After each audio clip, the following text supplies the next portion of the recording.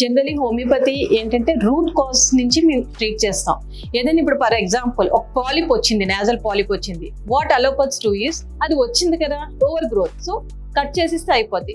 But ఎందుకు వచ్చింది అనేది అని మనం ఆలోచించుకుంటే ద రూట్ కాజ్ ఎందుకు వచ్చింది అని మనం అక్కడ కట్ చేస్తే మళ్ళీ ఓవర్ గ్రోత్ అనేది రాకుండా ఉంటుంది కదమ్మా. That is homeopathy.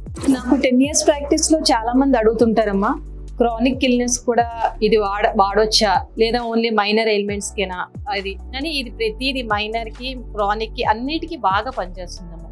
ఇప్పుడు చిన్న ఫీవర్, అక్యూట్ డయేరియా, విరోచనాలు, వాంతుల దగ్గర నుంచి క్రానిక్ ఆటోఇమ్యూన్ డిజీజెస్ కూడా మీకు క్యూర్ చేస్తున్నాం. లైక్ ఆటోఇమ్యూన్ డిజీజ్ అంటే RA, రిబెటిక్ ఆర్థరైటిస్ కానీ, ఆస్టియో ఆర్థరైటిస్ కానీ, SLE అంటే సిస్టమిక్ లూపస్ ఎరిథమెటోసిస్ కానీ, మైలోమలేషియా కానీ, ఇవన్నిటికీ ట్రీట్ చేస్తాం.